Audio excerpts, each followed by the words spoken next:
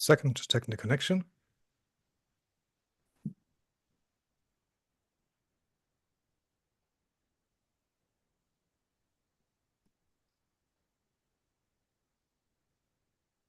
Okay.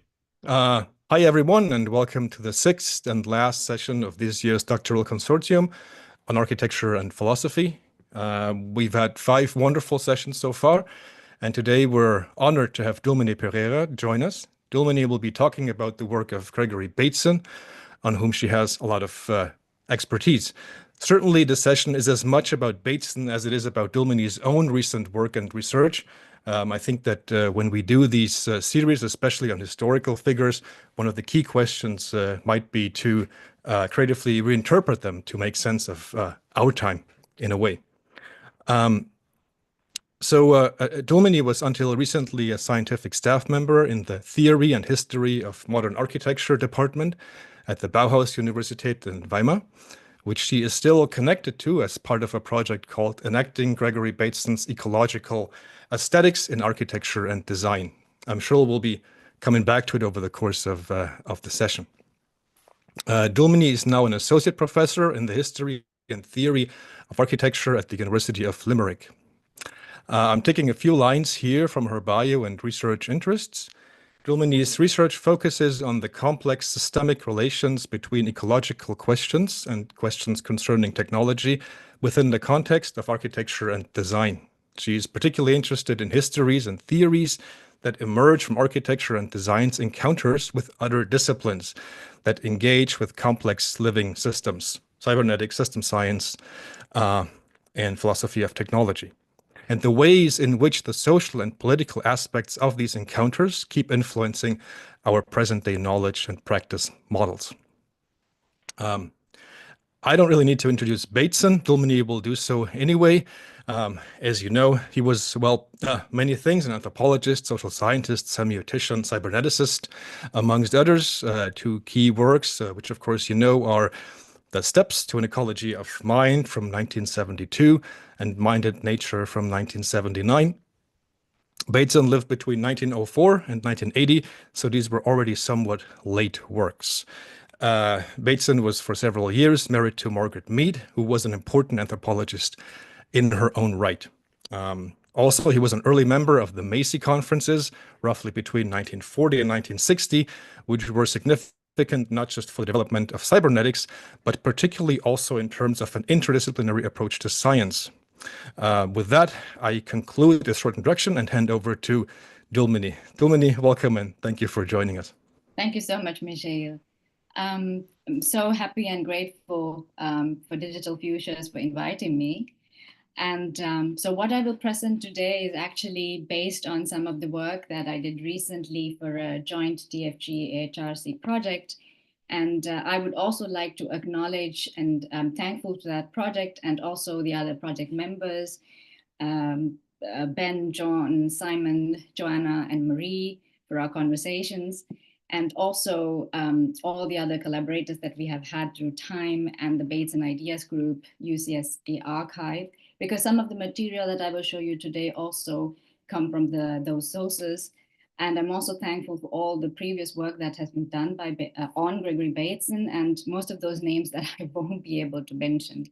So I guess when one has to introduce someone like Gregory Bateson, there is always this question, why Bateson now? And I think Bateson's project provides one of the most extensive frameworks to understand the very complex relationship that exists between ecosystemic violence, like the destruction of living worlds, which architecture and design is part of, and simultaneously the crisis of imagination that we have, the stuckness and the inability that we feel to somehow move beyond these conditions, and the relationship, how one kind of affects the other.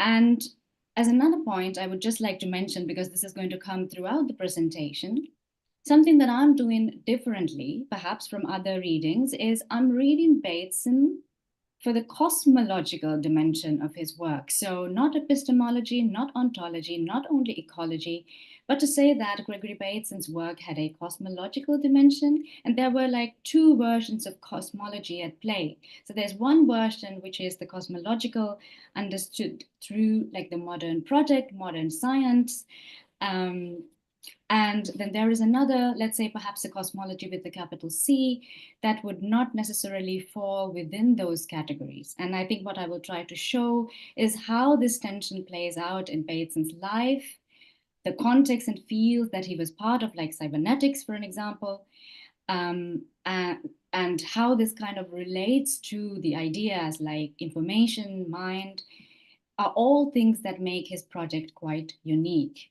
And I think in doing that, what we see in Bateson is also a particular kind of an ally to think about questions of coloniality and decoloniality. But it doesn't happen in the same way that we might think about. And I think what he does is he adds to the differential forms of oppositional consciousness that we need. And this is a word from Chela Sandoval, who also comes from UC Santa Cruz, to talk about the form of the oppositional consciousness that we need to work against the struggles that we have at present. So if you can bear with me, I would present something for about one hour or so, and then we can get into a discussion, hopefully. So on 11th September 2023, as I was waiting for my flight to visit the Bateson archive at UC Santa Cruz, I started to ponder on a statement that resonated with me, posted by one of the project proposal reviewers. Now, the reviewer had stated how this project, by opening Bateson's archive, would in some way enable us to address questions related to the crisis of the imagination in the context of accelerating change and ecological collapse that we are all experiencing. I was reminded of Walter Mignolo's Mignolo arguing how our imagination of the world, as in how it is conceived, perceived, and sensed, and acted on, are all dependent on ways of knowing within a given cosmology or a story. He qualifies the nature of the present compound crisis as one resulting through processes of futuring one set of relationships, that of modern Western cosmology, that contains within it a specific idea of a universal order at the expense of erasing multiple other cosmological contexts and relationships. So the crisis of imagination then, after all, was one of a crisis of the modern, northern, scientific, humanist imagination that in turn has functioned to politically and existentially erase or shove into the background forms of imagination that could not belong there, like the forms of imagination that were never modern, never northern, non-scientific, and never particularly human. Now, Gregory Bateson was part of both worlds. And it would be wrong not to acknowledge these contradictions in his own life, because it is from within these contradictions that Bateson's own ecological project starts to take shape. Bateson belonged to the aristocracy of British intellectual life. His father, William Bateson, was a major figure in the revival of Mendelian genetics. So Bateson's name, Gregor, follows Mendel's. And the Batesons moved among the Huxleys and the Darwins. Bateson's own years in Cambridge studying natural history overlaps with the scientific and cosmological adventures of the likes of Bertrand Russell and Alfred North Whitehead. Now, a few minutes with a source, which is perhaps not a text. So if you listen to him or if you see him, and if you look at the way he speaks, the pauses, the gestures, this is all enough for a listener to pick up the traces of this background. Although trained as a natural scientist, Bateson initially chose anthropology, a path that opened up his confrontations as a participant observer of not only different cosmologies, but also with different forms of violence across many sites, from his involvement in the projects of applied anthropology in war times, work with schizophrenic families, experiments with confused dolphins, that all led him towards an awareness of the unfolding crisis as a crisis of mind. However, in his unpacking of the crisis of mind, it is not possible to find Bateson articulate the problems of violence and its many embodiments and effects in the terms and language that is familiar to us today, mainly because these terms often have particular disciplinary groundings in the social sciences, in political sciences, in psychiatry, in philosophy, etc., from all of which he maintained a distance. He could be identified more as an intellectual than an academic, and as I would suggest, a particular kind of an organic intellectual, a type of intellectual that is perhaps much needed today. And this goes on to say that we cannot try to impose our current categories of thinking about the questions of ecosystemic violence in order to understand Bateson's work, but rather look for what one can learn from his framework, which he argued was no less than a new science of order and mind. Now, today, I will share some ways of beginning to understand this by looking into particularities of Bateson's own cosmos, but with an eye to the broader cultural moment of the 1960s, where Bateson's project becomes, I would say, explicitly ecological. And it's a conjuncture where I think three very important things come together. So one is there is a growing awareness of the ecological crisis. And there are a lot of sites where you could see violence. Then there is this kind of question of trying to understand whether people can really understand those sites and whether and how the sites sites and context represent themselves. So there's the question of representation. And then third, there is the question of what intellectuals can do about it. So if we take a look at the cultural context, for those of you who are perhaps much more familiar with philosophy, you might remember essays like Deleuze and Foucault's interview on intellectuals and power, which written around this time, Speaking to the Moment, and then you get responses like Gayatri Spivak's Can the Subaltern Speak? So it's in this context that Bateson's ecological project starts to take shape. And for an example, the invitation that Bateson received for the event, this is the 1967 Dialectics of a Liberation Congress, explicitly formulated around how to explain violence. And of course, they had many concrete contexts in their, in the background. The Vietnam War, apartheid, the making and unmaking of the Third World, economically, ideologically, etc. So this suggests a turning point in Bateson's own engagement with both the questions of violence and action.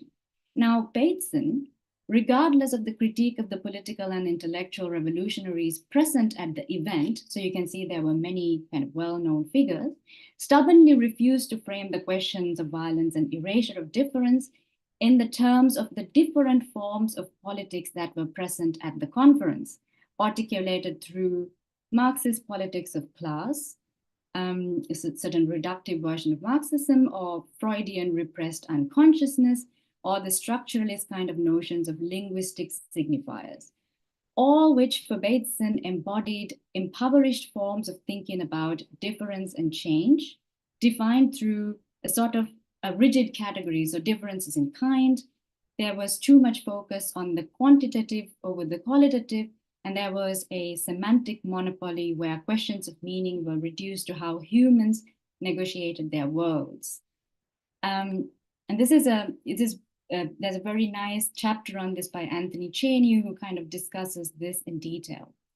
In contrast, Bateson's work was an invitation for those who were willing to take up his suggestion to look at the living world, to the creatura, to use the Jungian term, where movements, changes were so subtle and occupied various space and time grains. Now that's a word he borrowed from Warren Brody. Here, in the living world, differences and changes operated in much more differentiated terms. So what might have seemed like an apolitical move in the 1960s work, or his explicit kind of distance from existing forms of politics, could instead also be read as an attempt to rethink the very form of the political, to think about, what counts and how we should expand, what counts as the political. Now, Bateson was critical of the violent forms of sensing and describing of change by the Occident or the kind of Western systems and their overpowering modern cosmology that found manifestation in their formal systems of inquiry. And by formal, he meant the sciences, various forms of knowledge, but also uses of logic that insisted on ultra stability. Now, the desire for ultra stability was a desire to freeze living processes, cut them off from their living relations, and study them as closed systems that could be easily predicted and controlled. Attempts at ultra stability are dominated by a cosmological understanding with this kind of capital C. Now, Bateson's own thinking was attuned to the dynamic equilibrium of systems, natural, cultural, technical, which he believed could not be understood as fixed forms, but as metastable events. So there's the kind of cosmos with the simple C. Now, I think here I'm going to take a little bit of a side tour to give you a sense of how the questions of order and disorder and how he observed this across his career before he comes to the moment where he really starts to address this in the ecological context and questions of adaptation and metastability. So even in his very early work on cultural anthropology, this is a field that he moved to after his studies in natural science, Bateson's focus was on relations and not fixed structures. So in the context of his work on Narwhal, he already started to map out the workings of a metastable system. So this is the kind of ritualized process. And the novelty in Narwhal was his methodology, where he used perspectivism, so looking at it through multiple perspectives. In his observation, reminding anthropologists that there was no fixed unit as a social structure. And if you look at the moment, the work of Malinowski or Radcliffe Brown, you will see this is very different from the kind of structurally functionalist-oriented readings.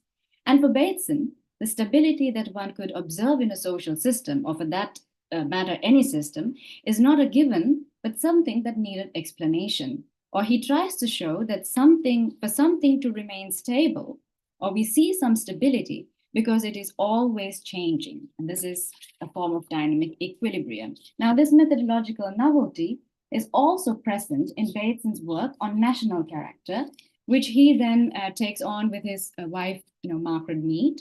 And it's in this moment the word pattern starts to appear, but in a way where it does not denote fixed all-encompassing configurations. So this is different from the work of Ruth Benedict, for an example, but rather as systems of ongoing interaction. So the work on national character was part of the wartime efforts to mobilize anthropology. And so, you could see that this became a part of what David Price calls anthropological intelligence. So you can see that the work done by Bateson and Mead in trying to understand these various sort of cultural performances start to have a dual character. On the one hand, these understandings were used tactically to improve morale or create order. So their work on cultivating democracy and the democratic subjectivity against the looming challenges of fascism, right? Or the creation of a democratic surround, as Fred Turner puts it, becomes very important. And here they introduce the notion of multiple viewpoints in the forms of design exhibitions, but also sometimes in games. So this was the Democracies and Dictators was designed by Mead and Bateson. Unfortunately, they couldn't get a commercial version of this game out. But on the other hand, the same works were tactically used to break or confuse existing implicit orders, for example, in the colonies. So here one can look at Bateson's involvement with the OSS, which was the kind of the Office of Strategic Services, the predecessor to contemporary CIA, and his work in colonized South Asia, looking at versions of, Black propaganda, where they were using misinformation to create disorder. And for Bateson, these experiences created an ethical dissonance and a skepticism of purposiveness, what he starts to call conscious purpose. Now, the Macy conferences which runs from 45 to 54, chaired by Warren McCulloch. And so this is the emergence of the field of cybernetics. And then you see the concepts such as feedback, pattern, organization, and entropy are suddenly foregrounded. And these discussions then provide Bateson with a new theoretical toolbox to think about the problems of purpose. So it could be said that Bateson's cybernetics has less to do with the cybernetic trajectory related to purposive action that perhaps many listeners might be familiar with through the work of Wiener, von Neumann, or if you've read the essay, The Ontology of the Enemy, which not only has its users within the war machine, but also found an afterlife in various forms of environmental management within design fields. So we have books like The Second Modernism by Arindam Datta, or we have the EDRA conferences, which kind of map how this transfers into the design field. However, for Bateson, he was interested in how living systems defy human purpose. And I think it's important to perhaps contrast the metaphor of the missile with one of Bateson's most narrated stories. He tells this again and again, is, Alice's flamingo croquet game, and where he uses, Alice tries to play the game with flamingos with the croquet stick and porcupines with the balls. So regardless of Alice purposively attempting to hit the ball in a particular way, the assembled system would produce its own indeterminacy. Now, this became a good metaphor for Bateson to explain how purposive action could go only so far in a system of couplings across natural and design systems, tools that all produced different forms of feedback that are not fully predictable. So Bateson was interested in attempts within cybernetics that would be more considerate of ways of how to think about systems that escape this kind of linear cause and effect, and approaches that were then kind of prioritizing unpredictability, indeterminacy, or we could put it as the implicit kind of unfolding orders of living systems. So he found allies in the work and the thinking of people like Heinz von Forester, Gordon Pask, Warren Brody, Warren McCulloch, among others. So as Bateson then started to work in Palo Alto, and this time as the resident ethnologist, together with others such as Jay Haley, Don Jackson, John Weekland, he was confronted with another form of disorder, another kind of, non-normative condition, a system out of equilibrium, and this is schizophrenia. The main contribution of the group was to suggest that it was not a disorder or a sickness in the individual, as it was normally claimed, but rather caused through relationships. And then they proceeded to show that schizophrenia arose due to contradictions of a message operating at two different levels, often between the message and a context. So for an example, there might be a mother who tells a child, I love you, but gesturally might be doing things to shove the child away.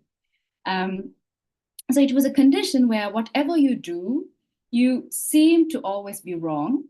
And at this point, Bateson already starts to use the cybernetic and communication ideas of feedback to try to see if he can model this. He could kind of provide a structure to this disorder.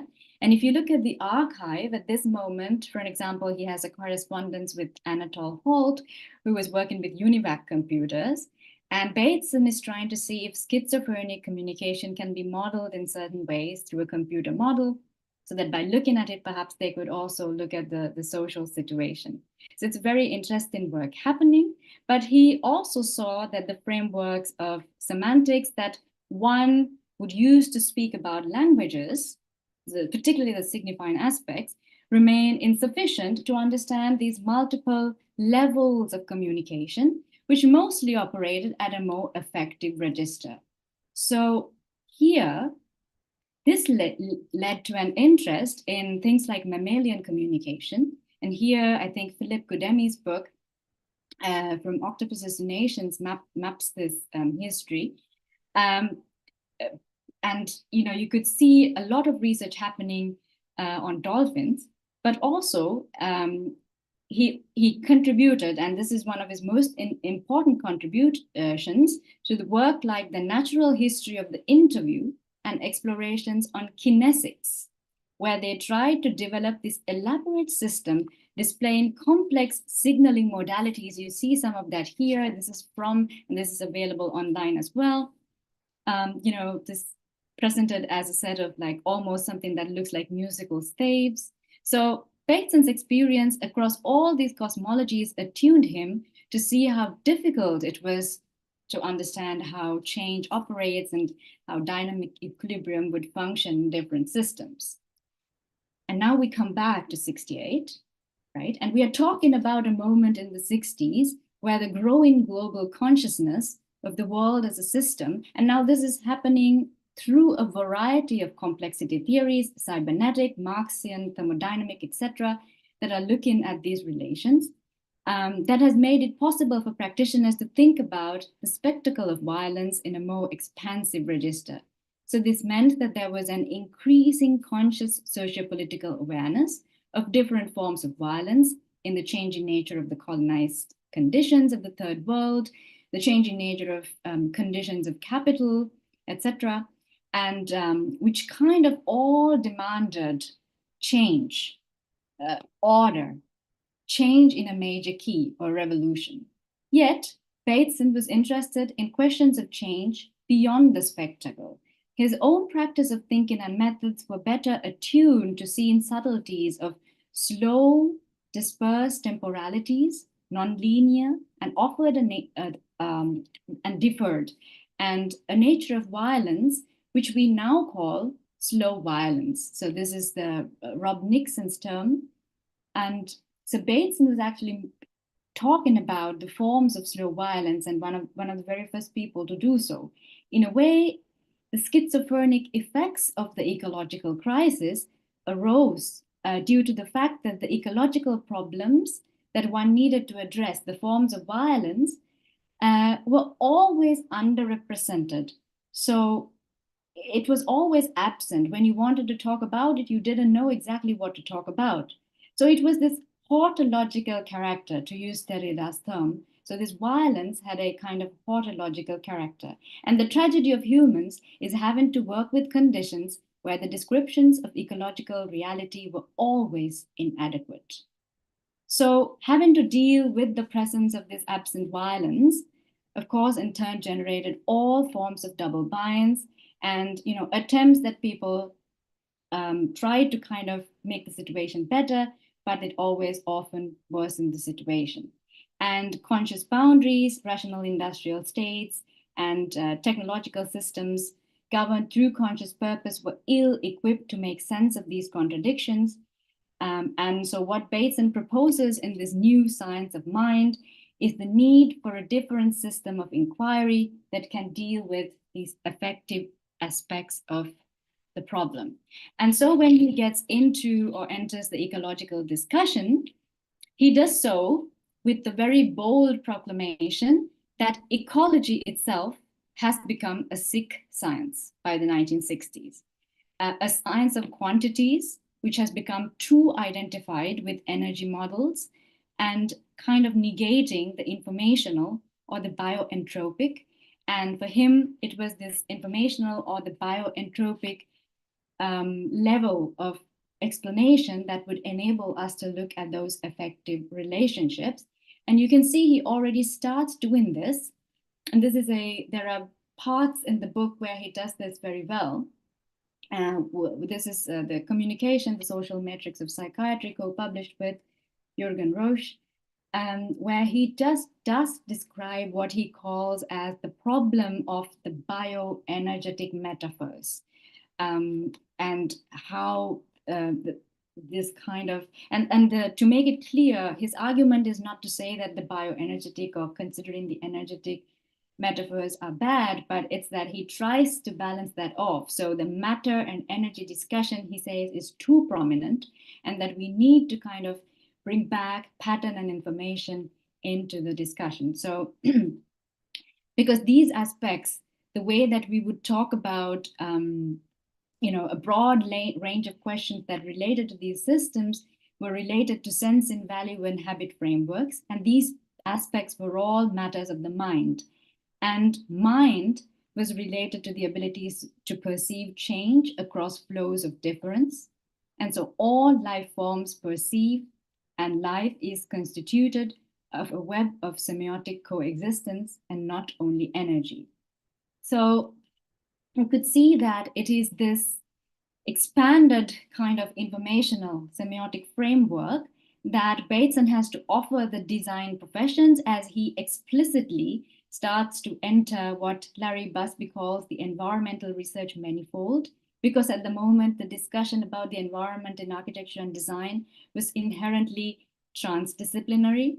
And it was also a moment where the environment is changing for the design professions from a background to something that's in the foreground, that's everywhere, that's in between. And so as the associate director of the Oceanic Institute, this happens around 1965-71, Bateson gets involved in a number of projects in Hawaii, where he's actually sitting in committees where there are planning discussions going on about related to pollution, how would you plan a city otherwise, etc. And the question is it possible to have forms of action that would not violate multiple forms of dynamic equilibria in living systems?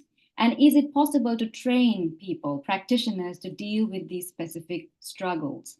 And it is in this regard, the events he would organize with the help of Lida Osmundsen. So she's from the Wenner-Gren Foundation, to discuss ecological change and action, that becomes really important, because there are 3 conferences organized with her support and with the Wenner-Gren Foundation, and most of them explicitly focus on some kind of an architectural topic. There's one, these 2 are specifically important, 1970 and 74. And 1970 and 74 is not a Wenner-Gren conference, but the 1971 is the one where he has this paper, Restructuring the Ecology of a Great City. And this is where he outlines the concept of an economics of flexibility, which is, I think, one of Bateson's most important concepts for architecture and design. And to talk about the economics of flexibility, you need to have this kind of bioinformational frameworks. So when you think about an economics of flexibility, it's a framework that would allow people to understand different things. So one thing, for an example, for Bateson is to see how, some signs that you were seeing, signs of stuckness like pollution, were not necessarily about material output only, right? And that these were ways that ecological systems reported and communicated about themselves and presenting a sensorium of ecological change. So it's just kind of trying to address what the pollutants or the kind of garbage would not necessarily resolve the issue. And so it's very interesting at this moment to perhaps contrast it with the work of Buckminster Fuller, who also talks about pollution. And there is a very interesting interview done by Rain Dance Corporation or Foundation, who were following both Fuller and Bateson, and where Fuller talks about the planet as a biomachine, and that it's a system that has gone out of equilibrium, and if we somehow find a way to get back the recycle and find a way to get the pollutants and recycle it back into the system, that we could kind of create equilibrium and a different system. And then there is, of course, Howard D. Odum, who treated the planet as a sort of biomachine. And what he does is he kind of creates this link between an energy economics and, of course, money. And in turn, setting up a very reductive framework for understanding how values function in ecological systems. And what Bateson insists, in contrast to Odum, is that there are many other values of ecosystem economics which become determinant before an energy economics starts to come into play. So the other values for Bateson relate to an entropy economics, and this is reflected in the budget of flexibility. But however, both the human language of nouns and the bioenergetic language of technoscience was then inadequate for Bateson to discuss these budgets of flexibility. And Bateson hoped that his science of mind could somehow contribute to this. So in thinking with Bateson's concept of mind, or for that matter, ideas or imagination, one is prompted to think beyond problematic dualisms that is part of a modernist cosmology, such as ideas versus action, pattern versus matter, idealism versus materialism, that would suggest that minds or imagination has to do with one side of these dualisms and not the other. As such, a central idea in ecology of mind is that the mind itself is an ecological form. Or to put it differently, Bateson's ecology of mind concerns a territory of minds, which suggests that the broader crisis of ideas was enfolded into systems spread across biological, neurological, environmental, technical systems, not limited to the brain. And this is a word that comes up in one of his discussions with at a conference in Princeton, and it's a very interesting use of term. So for an example, at that event, when he was talking about how habits relate to this territory of minds, he was trying to suggest how complex it is, that the complexity of trying to figure out where we need to address the problem or where we should act. So he would point at his friend, Albert Schefflin, who was kind of smoking his pipe, right? And he would ask the others to see, he would question where the habit of holding the pipe was located. Is it in the arm, the ear, or the chair? And Bateson's proposition was to argue that the habit was also in the chair. So in order to change an economics of habits that have lost its kind of flexibility requires an understanding of the complex ways in which all these territories contributed to processes of mind and imagination. And we know that environmental practices, including architecture and design and their objects and the kind of tools of these practitioners, all form a significant part of these territories. So Bateson's attempts, I guess, as a natural scientist to lay out this new science of order, then on the one hand had quite a Western scientific cosmological aspiration, similar to the aspirations of, let's say, Whitehead or Russell, because he was in search of a certain kind of a formal scheme, and this comes up again and again in Bateson, a certain use of abstractions, a general scheme, a model to understand processes of learning, evolution, and how information gets into living systems, how they get stuck, how they can move beyond it, but in the most abstract sense. Yet, at the same time, he's aware of the situated and specific realities of the many sites he has observed that would escape this kind of, abstraction or generalizability. And, this also meant, on the one hand, he was really interested in a formal geometry of violence. So he was involved and wanting to work with people to find different kinds of modeling practices to kind of model it better. But on the other hand, he was also aware of the problematic ways such models created a sense of misplaced concreteness, by confusing the thing with the thing named, or as he would say, you eat the menu instead of the dinner. So in his most ecological phase, Bateson interacted with various kinds of environmental practitioners, and there are many examples, but I'll give you one example. So one big, I think, topic of interest for Bateson was temporality, and how various forms of design systems, tools, not only replicate clockwork logic, but also kind of accentuate the problematic effects of that. And Bateson pointed out that in living systems, they were not like clockwork, and cause and effect, past and future relations were non-linear and recursive. And it is through this recursive process that we can see the contexts of the past come into bear on the context of the future. So some of the examples that he would give would be to think about how DDT, so a planning decision taken about DDT years earlier, would result in polluting a broader ecosystem and broader food chains, and then they would come back into the ecosystem in time. And we will see the effects in time. There's a huge time lag between the action and when we would see its effects. And the same with a planning decision.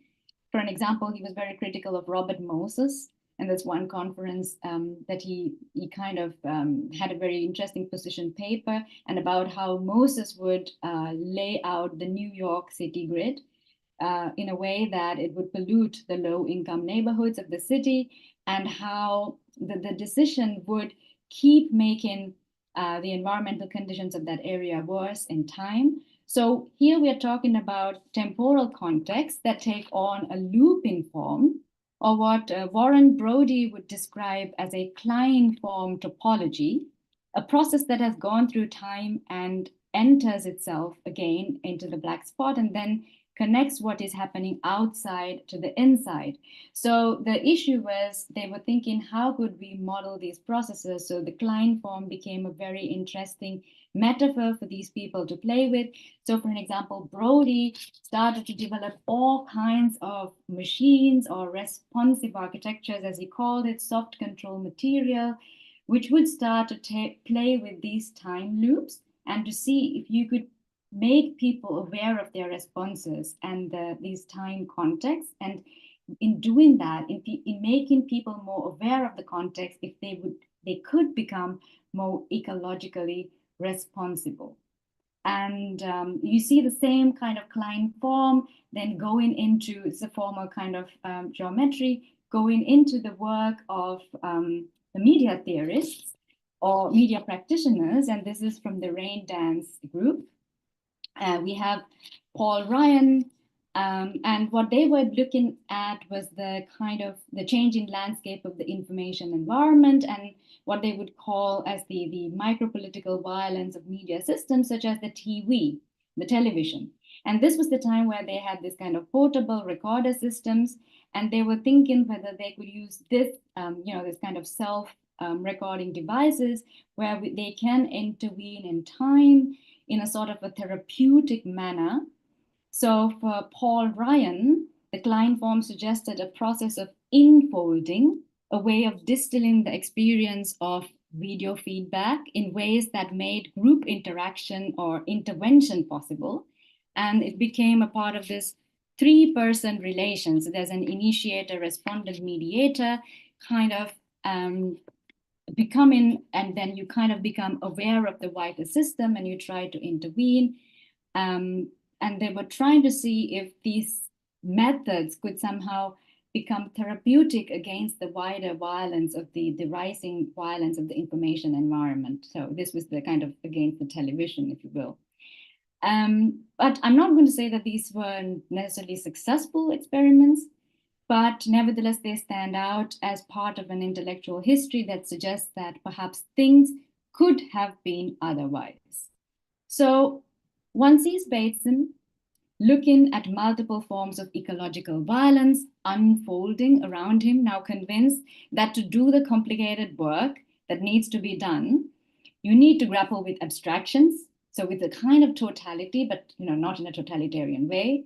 Yet he sees the difficulty of getting those who are living with this violence to see beyond their immediate context of struggle.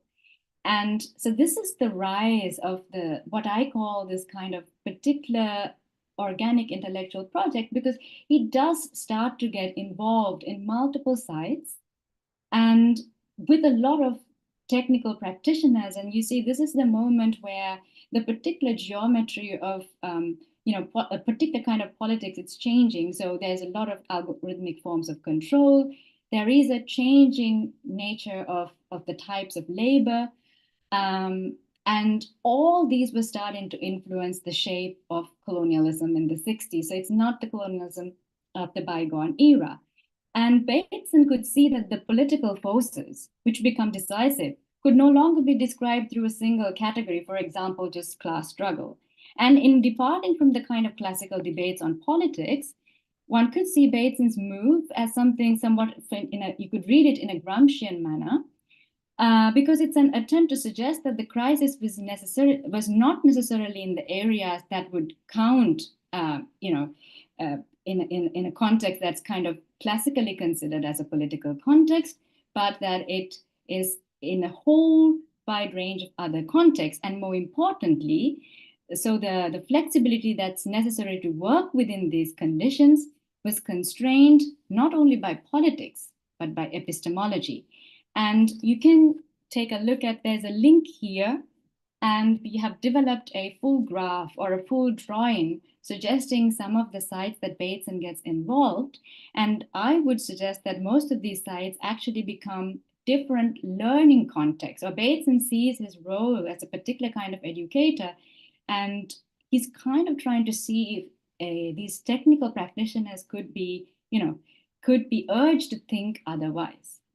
So within the more conventional university classrooms, when he was doing like normal lectures, Bateson often tried to short circuit colonized habits of thinking that made many blind to subtleties of understanding relationships. So the exercises would be as simple as asking people to look at their hand, but trying not to see the fingers, the 5 fingers, but to look at the relationships across them, between them, right? Or he would ask a question like, what is the pattern that connects? And you see, this is the Batesonian version of the question, but you can all ask these questions for yourselves. And all of these, in doing that, he was kind of drawing attention to ways of becoming sensible to relationships and rhythms and organizations, that both the kind of hard sciences and humanist sciences have helped unlearn. So this was part of what he tried to do in his education. And in some parts, when he was, for an example, as a lecturer and involved in the kind of ecological committees, and this was a particular test that he did for a specific course. It's a very interesting course, the College of Survival, where there was no kind of disciplinary boundaries. Students were all working on a common problem, and they took in courses that would help them just kind of understand that particular crisis situation. And this was his kind of final test. Again, you can do this for fun. Later, I have a link here. But, and you can see he attempted to get people to think about crisis beyond disciplinary methods of inquiry, attempting to revert the colonizing effects of disciplinary decadence. And this is Lewis Gordon's term, which kind of denotes a phenomena of turning away from living thought, and where the discipline becomes the world and the world becomes only accessible through disciplinary methods. So Bateson was kind of working contra that. So you could see in a way that method was very decolonial. So drawing partly from Bateson, but also Gramsci and Derrida, Gayatri Spivak points out how training the imagination for an epistemological performance ever ready to move across and expand the amount of context it thinks with, message, meta-message, meta-meta-message, would be poisonous to the survival of all forms of extremism, much required at present. And Bateson's science of mind has contributed in various ways towards the short-circuiting of violent habits of imagining how worlds come to be in reductive humanist terms. So there are certain examples where Bateson's work suggests a significant move away from problematic forms of humanism, and how we can train ourselves to better attend to a planetary sensorium of changes. And I would try to show 4 examples in more contemporary work. So Eduardo Cohn has found in Bateson's work a crutch that enables him to explore how living thought operates amongst the living beings in Amazonia in a way that, on the one hand, it escapes humanist representationalism.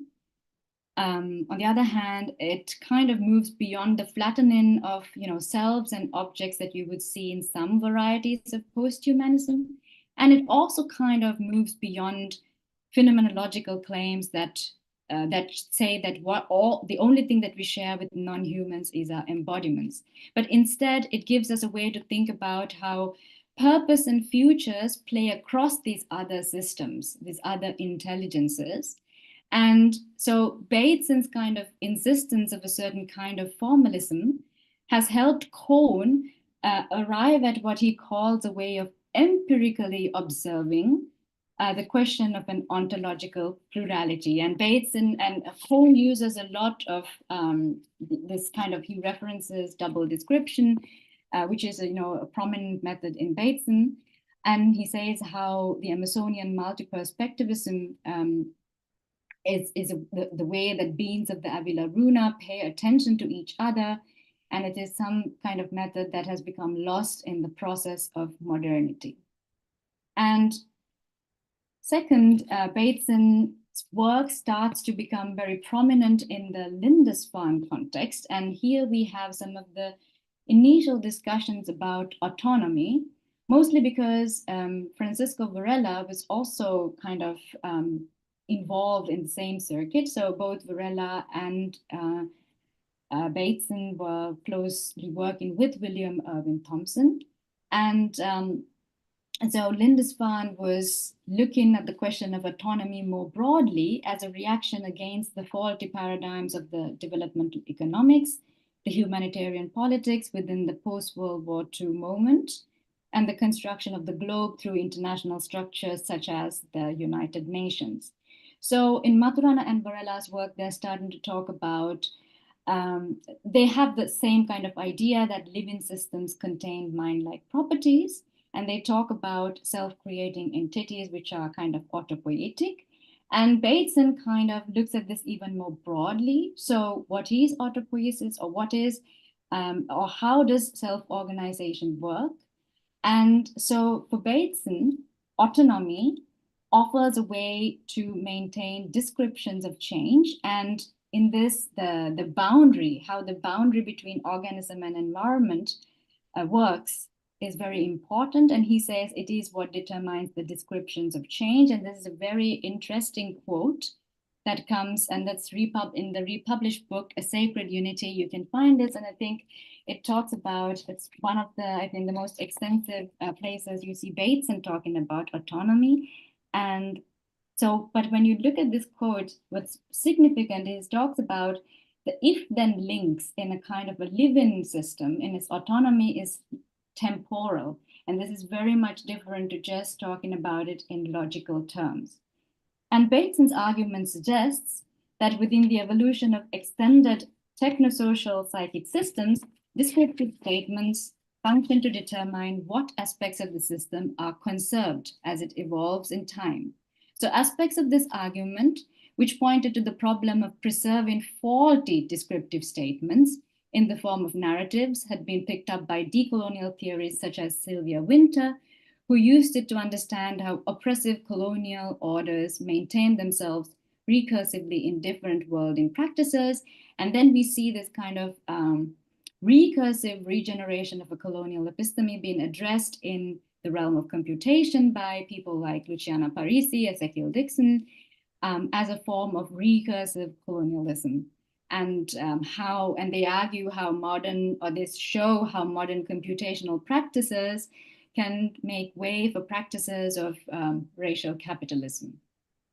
Now, Bateson's insistence that the unit of survival is the relationship, and this is again, there's a huge kind of background in this at Lindisfarne, also opened up new ways for designers to think about relationships between parts and wholes, inside, outside, designer and the designed, artificial and the natural, relinquishing strict dualisms in favor of a more co-evolutionary understanding of what a self-sustaining architecture can be. And so you have the work of David Orr, Sim van der Rijn, Wes Jackson, but I think it's very important to look at the work of new alchemists, so John and Nancy Todd, whose living machines actually played with this idea of boundary information, which was produced through multiple symbiotic relationships between millions of microorganisms, and how that becomes really crucial for the self-sustenance of those living shelter units. And in many ways, this is a reminder that many autopoietic systems often were working symbiotically. So here we see again in the background, as in this image, Lynn Margulis. She's also in this conversation.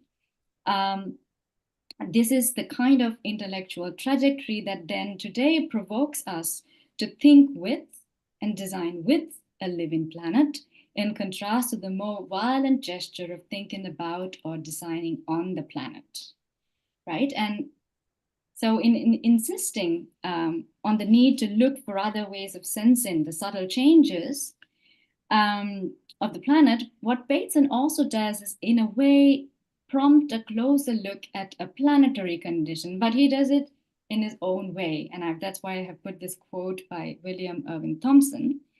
The globe is a human construct, but the planetary was more of a geological category and could not be reduced to human understandings of the globe.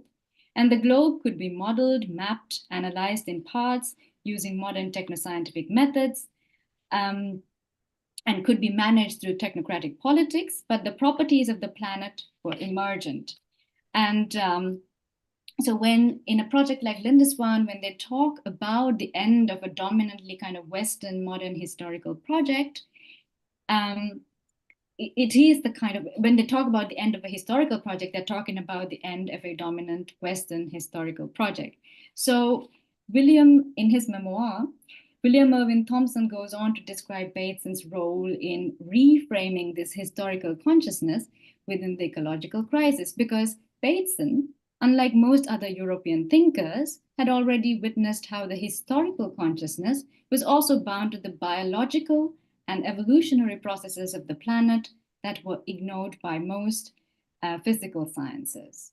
And he had also seen how the same historical consciousness related to dolphins, savages, and schizophrenics, all ignored in humanist histories. So Thompson argued that it was only logical that for Bateson, the stripping off of Europe would be the kind of final act in a contemplative death, and Bateson died in 1980 at the San Francisco Zen Center. Now, throughout the presentation, I think I have in some way tried to show these different cosmological tensions, and therefore I'd also like to end with a story. Yes, this is, and it comes from, again, the memoir of William Irving Thompson. And this also, I think, in some ways, the story would help to answer a certain question, which a lot of people keep asking me about Bateson's use of the word science, and to what extent, we could think critically with it. So Irving Thompson told Bateson how most of them have at that certain point in time now tried to leave beyond or behind the words like science or Europe, and then kind of moving into other fields. They were looking at the counterculture, Buddhism. And he said that it was as if they have come to the edge of Europe and jumped into the water, but Bateson was somehow still remaining on the shore.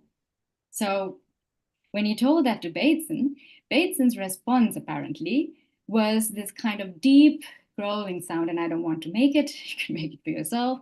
But so I think it's something interesting to think with. But then in reflecting about this moment further, Irving Thompson says, and here I quote, "He remained an anthropologist." And this is about Bateson. "He remained an anthropologist, haunting the edges of civilization and savagery, and loving the shore that allowed him to have the best of sea air that came from the touch of ocean and land. Gregory was not willing to be a brittle, dried-up thinker from Britain, nor a soggy, self-indulgent, touchy-feely from California, and he never was. Later, during that summer of 1977 in Southampton, when Francisco Varela came to join us for the small conference on mind and nature that Gregory chaired, I asked Cisco about Gregory's intellectual hesitancy. And he answered, "Gregory has completed one major scientific revolution in his lifetime. You can't expect a man to make a second, especially in his 1970s. So I think it's with this particular tension and this particular history, I think that he has not only opened up many forms of thinking about the present, but it's a very interesting kind of intellectual genealogy, I think, which adds to, as I said, what Cella Sandoval calls the differential forms of oppositional consciousness that we need to think about all forms of violence and what we can do about it at present. Thank you so much.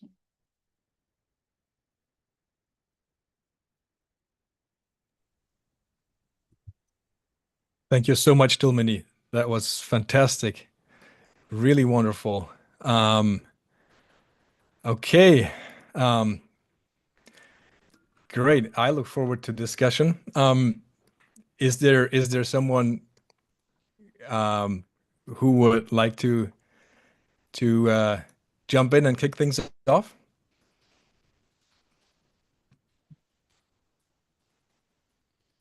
Well, otherwise, I'm happy to do it. Okay, Marshall, do you want to go ahead? And I'll. Oh, Neil, yeah, please. Yeah, no, I just sorry, I was had my sound off. I just wanted to throw something out there, Dulmini, that kind of struck me as being a kind of idea that was lurking out there that you find in other thinkers. And I'm especially struck by the work of William Ashby, who is looking at cybernetics and is trying to model the brain. Or produce the thing called the homeostat. And it's not actually, well, it is a brain, yeah, it is. It's a homeostat, it's a self-adaptive system.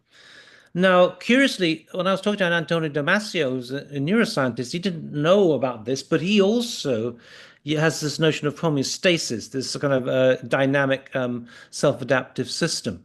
Now, the other figure that was kind of, or the other concept that was behind all those you were talking was the notion of Gaia, which was, I don't know if that has any kind of connection with that. But there was a lot of thinking that was going on that was kind of operating in different domains, a kind of ecologies, as we say, different domains, which I find very refreshing, given the kind of the divide we get between different disciplines these days. And is the term homeostasis something that comes in at all to Bateson's thinking? Yes, I think it figures in quite prominently, and I think so. Ashby was one of the most, like in the beginning, a very big inspiration for Bateson, and I think he even started to model and work with, Ashby's version of homeostasis, if you will. But I think there comes a point in Bateson's work when he starts to get a little bit more sensitive to just homeostasis and the kind of ultra stability that it might suggest, and then the more kind of probability of a thing kind of transforming and becoming other, which is more of a metastable kind of system. And in that moment, I think for Bateson, the work of McCulloch becomes also equally important. And I think so the kind of from the hope, and if you look at with the way he talks about this, the maintenance of self-descriptive statements, right? They are in some senses problematic homeostatic loops in a way. But at one point when he starts to become more and more, and Bateson is, I think, very interestingly one of the people who really started to talk about the vicious cycles of homeostasis, if you will. How problems can persist and they persist through time. But I think while acknowledging that, so at one point, I think he becomes more interested in the more kind of metastable variations of it, at which point I think Ashby becomes a little bit restricting for him. So if you look at, I think a good explanation of this is given by Peter Harris Jones. It's a very complex kind of book, but talking about the moments that Bateson would identify with Ashby, but then in time, how he would perhaps gradually be critical and kind of move on from that relation. Yeah, just a quick follow-up question. At that time, in Cambridge, Actually, C.P. Snow was around at the same time, and his book on the two different cultures was it's kind of interesting because there is this. I mean, what strikes me about Bateson so interesting is the way he straddles anthropology, cybernetics, and the art science divide is not there, and uh, and that's fascinating. He kind of, in a strange way, reminds me a little bit of Geoffrey Hinton because Geoffrey Hinton had this kind of peripatetic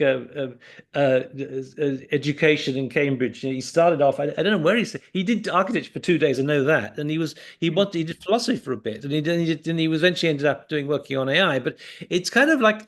And he also comes from a very distinguished academic family. His great-great-grandfather was George Boole, and so on. So there's a particular kind of type who is totally fascinating, who kind of that strays, and it's something I recognize, and I wish we had more of that because I think it's a kind of very sophisticated way of engaging with the world, and it seems we've got into a kind of very kind of bipartisan world of arts versus sciences these days, and I wish we could have a reset towards that kind of very more dynamic equilibrium itself. Yeah. Exactly. Thank you, Neil, for pointing that out. I think that's exactly the point, isn't it? He doesn't fall into that moment and that particular version of the discussion. I mean, even to move beyond the two cultures, because for him, the two cultures doesn't exist in that way. And I think that's like I think the most interesting thing in that intellectual project and the way that he was, he could remain and keep that distance is I think very interesting. But,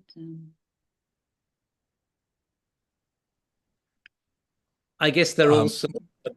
Sorry, go ahead, Neil. Space for small thought. I guess there's also, I mean, without getting too involved in it, but the reductivist notion of the political that we get today really stands out against this astonishingly rich worldview. I'll say no more. Martin, would you want to go ahead with your question? Oh, you're muted. You're muted. So I actually have two questions, and you can decide how you want to deal with them. One is an informational question, and the other one is a question of extrapolation. So the informational question has to do with this opposition that we get in Bateson between energy and information, and between thermodynamics and information theory. And I was just struck because, as as you probably know, the equation in thermodynamics, the order principle from Boltzmann, is almost exactly the same as Shannon's equation for the amount of information in a communications channel in terms of the relationship between noise and information. And so I'm wondering where this opposition is when I'm sure that that Bateson would have been aware of the relationship between those equations and the fact that one can really talk about the entropy of information. And the second question has to do with extrapolation. I wanted to connect more precisely with Batesman's Ecology of Mind to the question of colonization. And given Varela's more recent work on the multiplicity of cognition, and the work of Damasio and Varela and others on the hierarchies, which are at each level autonomous, but which seem to organize themselves around a narrative of emergence and repression.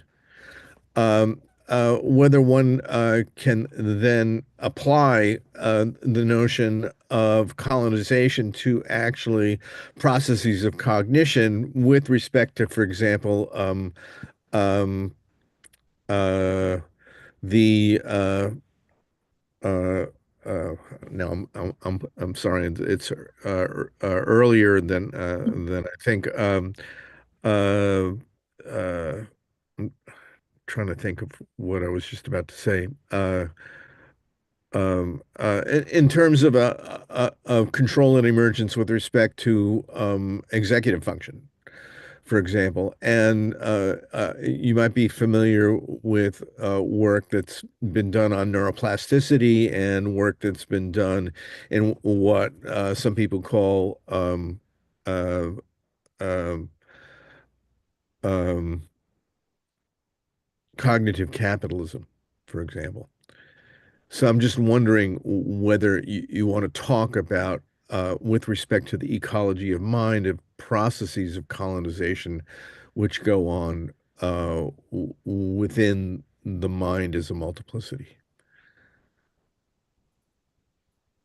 That's two very important and broad questions. And Yeah, thank I'm you. sorry. Yeah, you can No, but do I whatever think you. what you also kind of get at with those two questions, particularly I think the cognitive capitalism one. Now, I didn't want to, I think it's a very important kind of discussion to have, and that one needs to have probably, but Bateson doesn't necessarily do it in that way. But I think this is something which I didn't do today, but I probably need to do when I develop this project further. So thank you very much for that. And I think the difference between perhaps Bateson and Varela and Damasio is of course, I mean, Damasio is much more contemporary, and Varela was the cognitive scientist. And I think Bateson, and that's what I kind of tried to show, was expanding the notion of the mind. So it was kind of extended, it is embodied, but he doesn't necessarily get to a point where he starts to, I think, work out the problems across, you know, these different forms of cognition, as you said, and then because he doesn't necessarily respond to certain, you know, exist in Western political or philosophical discussions in a way. I mean, he could have talked about a libidinal economy, but he doesn't go there, right? So he just kind of uses his terms. But I think the moment that you talk about his bioentropic and the kind of noise and difference, and what does it mean to have and to think about noise from difference, and what does it kind of try to conserve, this kind of local conservations. I think all these things become, and then there's an explicit temporal dimension to those things. These are different ways of talking about, I think, the conservation of what, etc., in multiple ways. And I think then it becomes a very expanded discussion on capitalism and cognitive capitalism and different modes of that, but you don't really see him, I think, doing it in the same way. But I think also, and even with Francisco Varela, I think what he picks up from them is a little bit, the work on autonomy, and then the kind of the mind, I think, starts to become for Francisco Varela an interesting, opening point to think of his work. So when Varela was first, I think, modeling in some of the papers that, not one, not two, star cybernetics, the kind of conversational domain in Bateson's mind, I think, is very important, the cognitivist moment. Whereas I have to admit, the moment that Varela goes from that to embodied cognition, I think Varela moves beyond Bateson. So Varela's like third phase, after the kind of connection is to, when it comes to the embodied mind, I think Varela already with Buddhism and all the other fields kind of leaves Batesonian mind a little bit on the side. It was definitely an important influence, but I think Varela starts to draw from many other things. It is to say that, not to say that Bateson doesn't talk about, Bateson also talks about the body and sensing, and there's a whole lot of work on totemism, right? And how do we sense things otherwise? But he doesn't necessarily put it, I think, in the language of what we would call, as you said, varieties of cognitive capital, ways of sensing. And I think this is work that needs to be done explicitly. But then to get back to your other question, which I thought is also interesting, and yes, I feel like it is I think one, just on the one hand, I think what Bateson is trying to do between the informational and the energetic, and this you see very much in this book, Our Own Metaphor, where Mary Catherine Bateson has a kind of a similar question, because she's trying to understand what Bateson is talking about in terms of bioenergetic and information, and why it almost seems like a duality, the way he describes it, for anyone who's listening to it for the first time. And then she tries to put it on the board. And then Bateson says, no, I'm not going to talk about it. I'm just talking about the fact that one side is often kind of forgotten, or kind of, there's less attention paid to the informational or the kind of value frameworks, etc. But you are correct. I mean, it's strange that he doesn't necessarily make parallels to some of those other thermodynamic discussions. But I think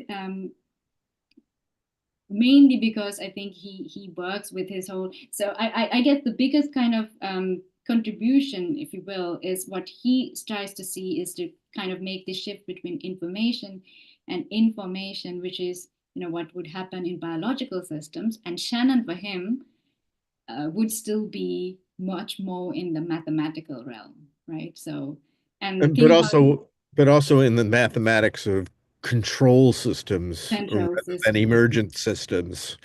I think that's an important point. Yeah.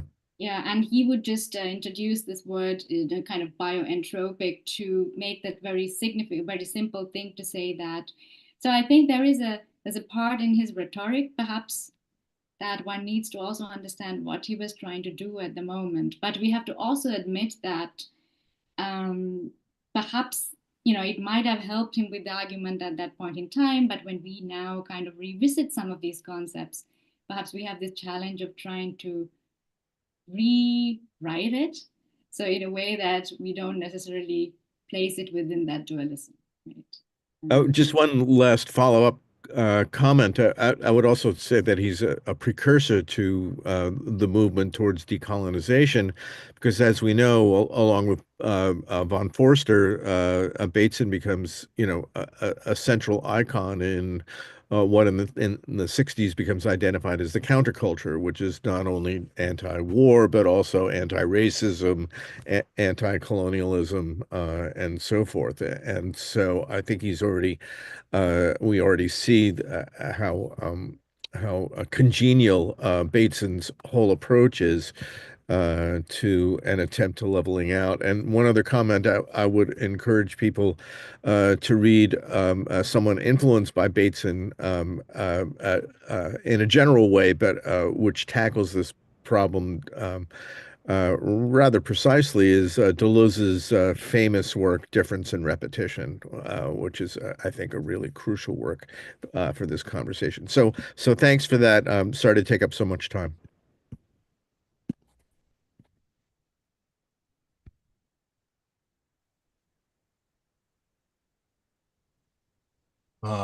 Okay, thanks. I would jump in here quickly with a question. Thanks again, Dulmini, for this really wonderful lecture. I have a lot of notes, so let me see if I and lots of questions, but I'll narrow it down to one. Okay, so one thing you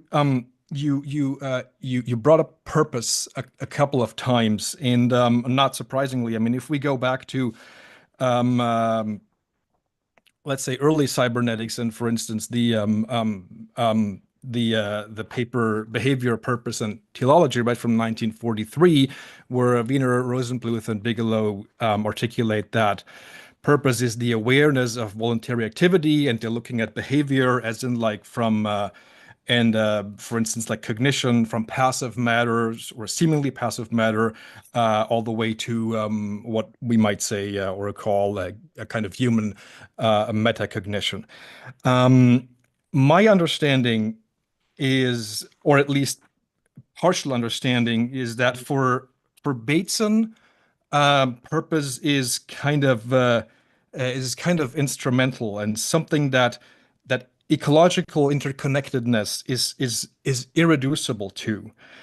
I wonder. I'm sure that's only a sort of partial notion, and for one thing, I'm interested in the position of purpose in the work of Bateson, but also maybe more importantly even, how do you think is there, let's say, can we reconcile, let's say, from a Batesonian perspective, purpose and the sacred, moving forward and thinking about the future of cybernetics? I had just a couple days ago a conversation on a quote from Jung, who said that the artist is someone through whom art expresses its purpose, which is kind of crazy. Like, as artists, we kind of get hacked by art, so to speak, like as though art is an agential pattern that wants to ingress into the world in a way, in a Whiteheadian sense. So I'm interested right now, very interested in this notion of purpose, and or let's say shared purpose, as someone like Joscha Bach would call it, as like the precondition for the discovery of ethics. But yeah, Dulmini, I'd love to hear a bit more. Like, where do you see purpose, and how do we make use of it moving forward? Yes, I mean, it's again one of the kind of, I think that, there are people probably kind of writing only about it because I think it's one of those arcs, like in his work, right, that goes around. And I think, so when he talks about purpose, so purposive action is then related to what he calls conscious purpose, right, which is then related to, becoming conscious of. And I think it starts with, and I think Jung is very important also for his thinking. And I think what Bateson is suggesting is that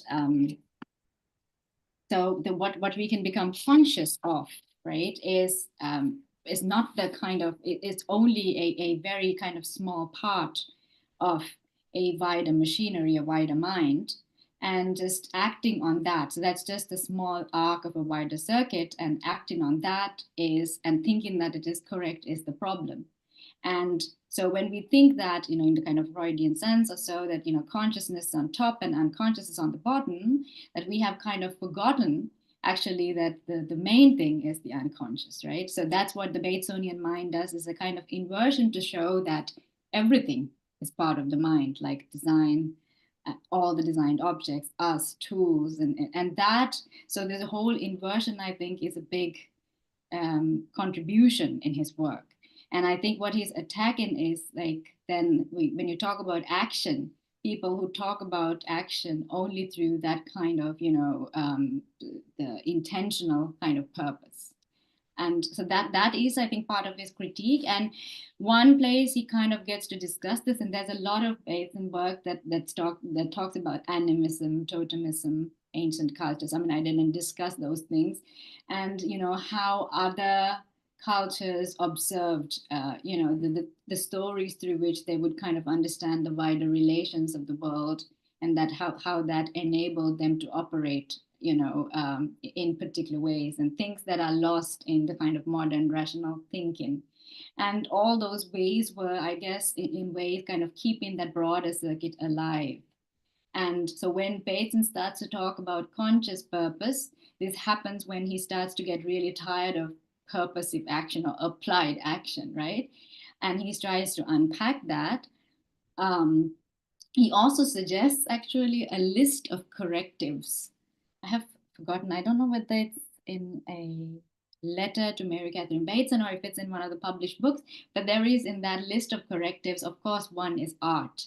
A list of correctives means these are like ways in which you could, and this is why the aesthetic is a huge part of the Batesonian project, if you will.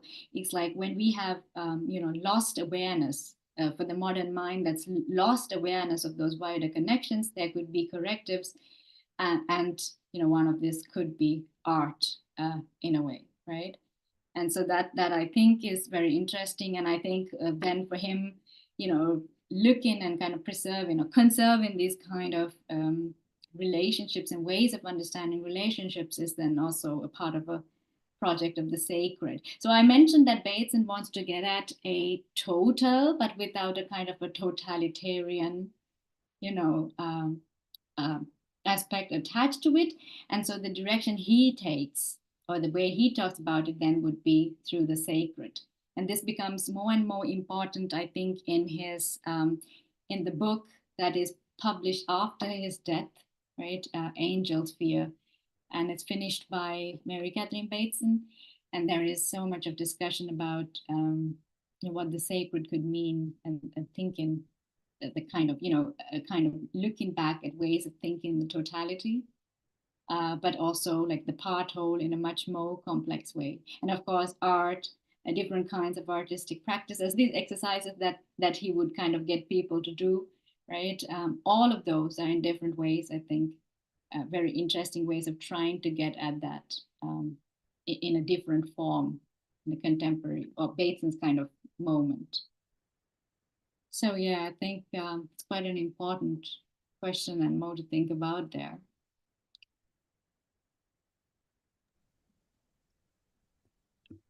Thanks, Dulmini. Yeah, I'll make room here for more questions.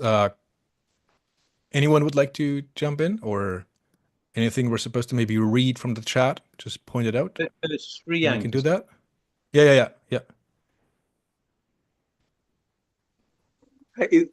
My throat is a little bad today. Can I request you to read it, please?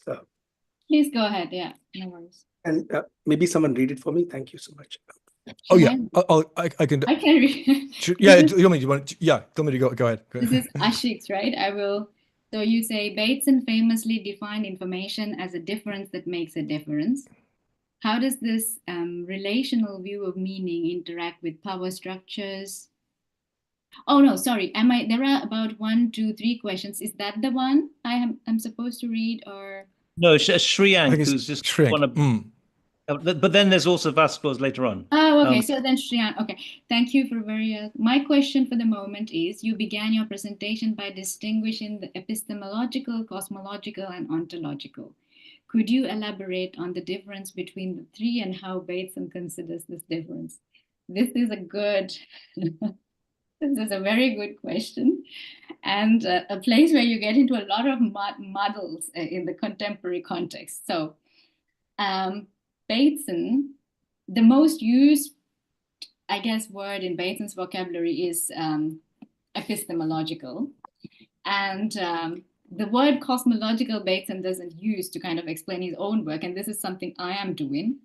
And so I think it's a very interesting kind of a question. And I think one paper which I want to kind of single out, where there is a whole section on the kind of cosmology, epistemology is and steps to an ecology of mind. And if you could find the essay, The Cybernetics of Self, a Theory of Alcoholism, this paper has a whole section on Bateson talking about ontology and epistemology.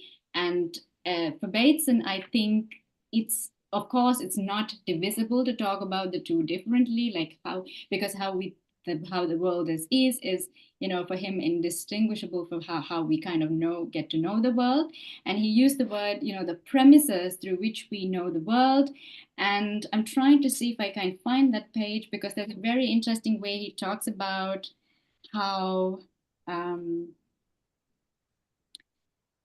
he says, it is awkward to refer constantly to both epistemology and ontology, and incorrect to suggest that they are separable in human natural history.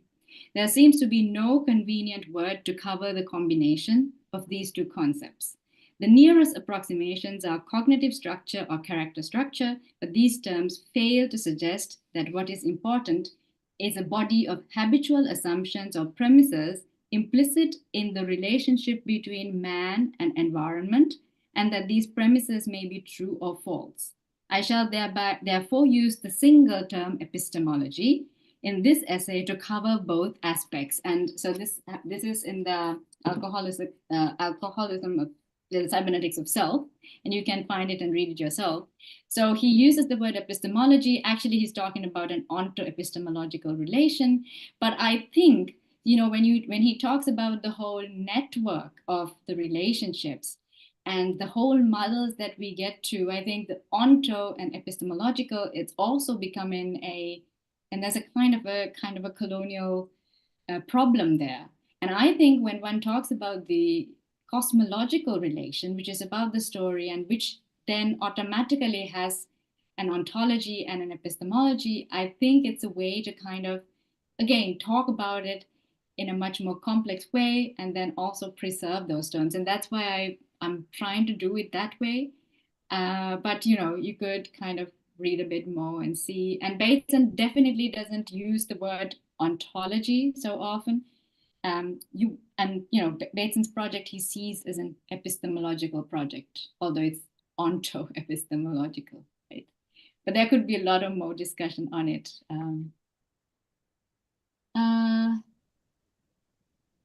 Thank you. And then we have Ashik. Vasco, I think he's also noisy where he is. Yeah, if you could read it out too, yeah.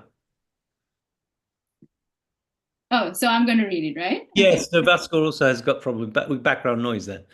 Yeah. A difference that makes a difference. Materialist or critical theories of power. Well, this is again a very interesting, but this is one of those questions I would like it if you can explain it to me a bit, what you would mean by such a huge field.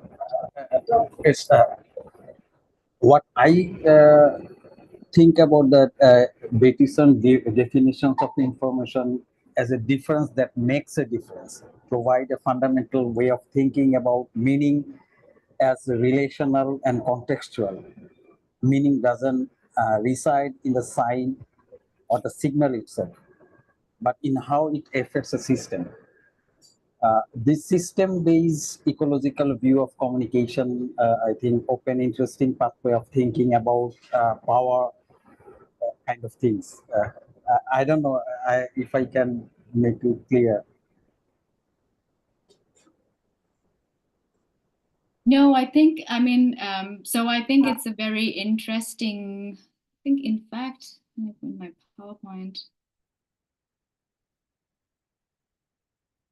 Yeah, so there are like different aspects of the notion of difference. And I think one other important aspect, I think, is this Batesonian difference, I would say, is also perhaps very close to, the Derridian kind of, the difference, right? So there is, of course, as you said, there is the kind of locational, and there's the kind of, Bateson talks about noise a lot. So rather than erasure of noise, right? How noise is necessary for new order. So that's like the one level of the difference that makes a difference. And of course, in noise is the so the things that, arrive in time, the difference that makes a difference. And there again, there is the kind of differal, right? Which is the kind of all the absent things. And that becomes another way of interestingly understanding Bateson's difference. And so if you think about, for Bateson, in situations like play, an example, it's always what's there and what is not there always coming together, right? So I would say it says a kind of a formal system where the not or the absences mean a lot for Bateson in his kind of community. And then when we talk about, when we transfer that to structures of power, as you will, right? So it's a very interesting way of thinking about those subtle, the kind of the absences in a system, in a way. So that would be one, I think, version. And noise, and of course, as you said, is another version, is when you think about noise and this kind of ultra metastability in the location. And that also means a very particular sensitivity to location, kind of contextual information. That again is another form of decolonization, if you will. So I think it could be read in many ways. Thank you for that. Thank you. Dualist and critical theories of power.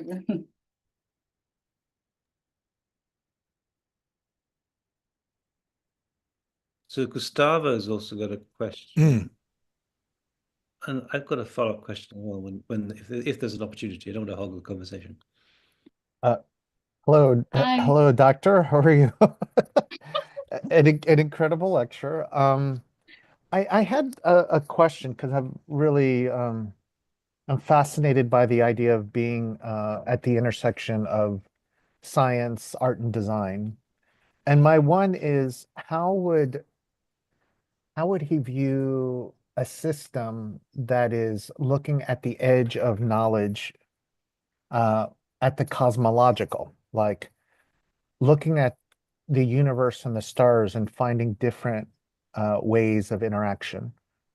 How would he actually think about the tools that we use and how we interact as people to create and gain knowledge? So it's be like the study of complex systems. How would you think he could frame it or add new insight to new scholars looking at Bateson? Again, a very massive question. What did you mean by the cosmos? You said it's like looking at the stars. So do you mean to say that Bateson could provide an almost kind of a new cosmos to think about tools? I mean, so there are aspects of it that, you know, this kind of extended mind, the inverse of the mind, it helps us to think already about the tool-human relation, I guess, in a particular way, right? And it helps us talk about information or in this information in a particular way. And of course, the limits of tools, perhaps, of what we have. And I think, but because you talked about the edge of things and science, art, and design, and I think one big thing that Bateson brings our attention to, and he doesn't do it in the same way that perhaps Varela and them would do about embodied cognition, but he does. There's a lot of work in Bateson that kind of brings you back to the body. And it does it in a very, I mean, analog and the kind of analog communication, the body, and there's a lot of that, like how do we understand? And there's a lot about story and narrative structures, which on the one hand he gets from this kind of, you know, the I don't want to use the word primitive, but these other civilizations that he's kind of looking at, but then trying to kind of understand how, and that goes into the sacred, you know, these forms of, you know, the myth structures that were existent at present. So can we create a new form of myth? And he doesn't put it that way, but we kind of need ways of constructing, you know, that level of understanding relations. And I think this is where your question becomes important. And I think new technological systems, and they are already doing it, isn't it? So I think the question is like how you could still do that, but then also be aware of some of the ethical dimensions that Bateson is pointing out to. So I think, you know, the idea of you saying like to go to look into the stars, but also at the same time keep, you know, the territory in mind. In a Yeah. Well, I think a follow-up would be that I see a lot of these systems, these scientists and researchers and philosophers looking at the edge of thought. And then there is the known and the unknown. And I think that's where that is a very, I think, terrifying look for certain parts of the population, because they don't see it as a way to enable and empower the populace. They just want to empower themselves. So I'm just thinking about a larger framework where if there is a young researcher out there that looks at Bateson, what will drive their life force to continue pushing on the resistance, to gain new knowledge, to find teamwork and partnerships, to leverage what we have in tools. And I've really appreciated this series and the years of this series because technology has really influenced how I see things. And a lot of senior researchers don't believe in computation. They don't believe in that instrument.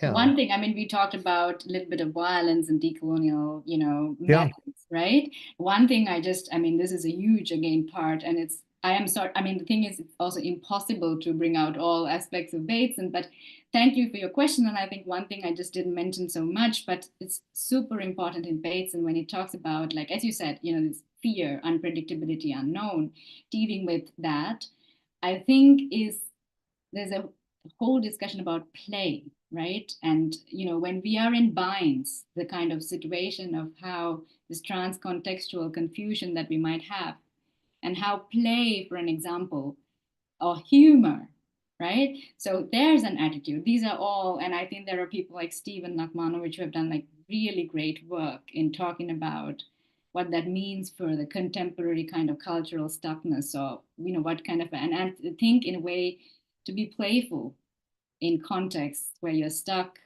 or where there is oppression is it's not a luxury, and there is so much of it at different levels in Gregory Bateson. I mean, from his the work that he, even in a kind of a formal model of communication, but to simply thinking about like context of humor, etc. How they can become like playful forms. And I think so one thing for a young researcher is, I think you can look into Bateson and see like one, perhaps a big decolonial device, if you will, is how does Bateson help us think about play as a way of getting beyond these oppressive systems. Yeah. Wonderful. I just wanted to thank you very much for the wonderful lecture. I really enjoyed it. And thank you, Mr. I hope you're Owen. coming back soon. I thank everyone, because I do not claim to be an expert in Bateson, and I'm taking the feedback and trying to kind of develop my own kind of writing about and around him. Thank you so much. Well, you did a great job. Have a good one.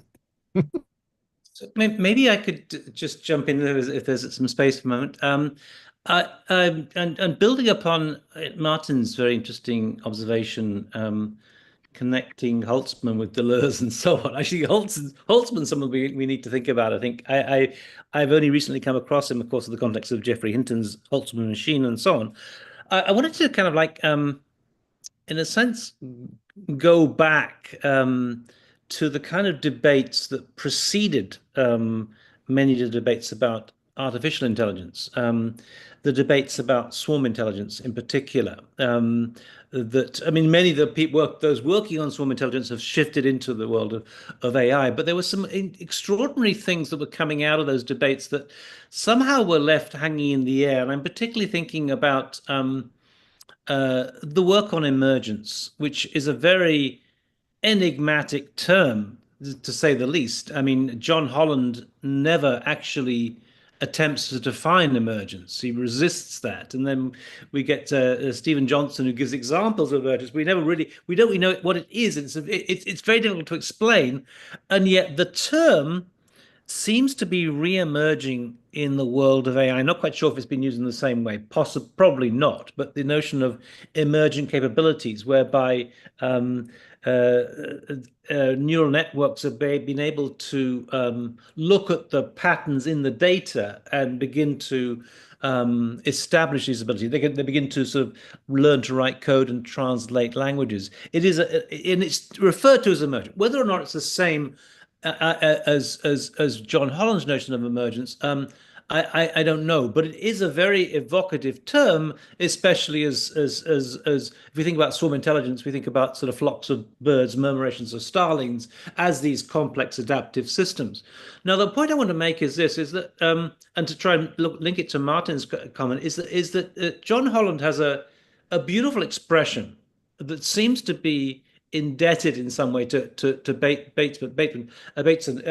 The idea that the city is a pattern in time.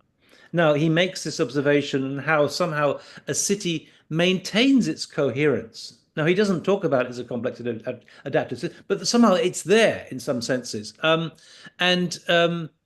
then that echoes in some way some of the comments that Deleuze makes when he contrasts the city to the state, where the city is about circuits, about movements, about whereas a kind of a finding of a stability as well, I guess one could say, whereas the state is about imposing in a top-down way certain sort of rules and tariffs and God knows what, but the city is this kind of this state of equilibrium, which seems to sort of, there is a notion there anyway. And I wonder whether in Bateson there is any kind of allusion to that, to either the term emergence as such, and I know that his daughter wrote about emergence. I just noticed that by just checking online, or whether he refers to cities as having a kind of in the way that John Holland sees them, and Deleuze to some extent.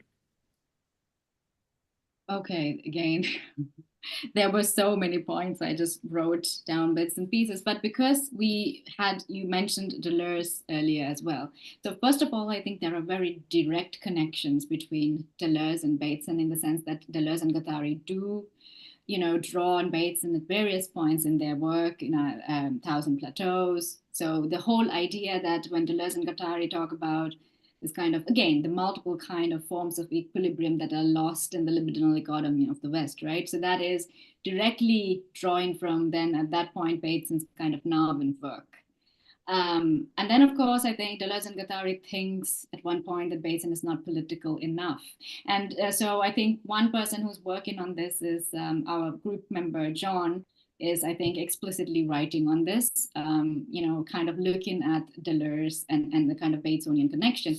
But having said that, there's also, so Guattari's three ecologies, right, comes from, there is this in a Bateson kind of paper, he talks about these levels of conservation, which is the kind of self, society, and environment.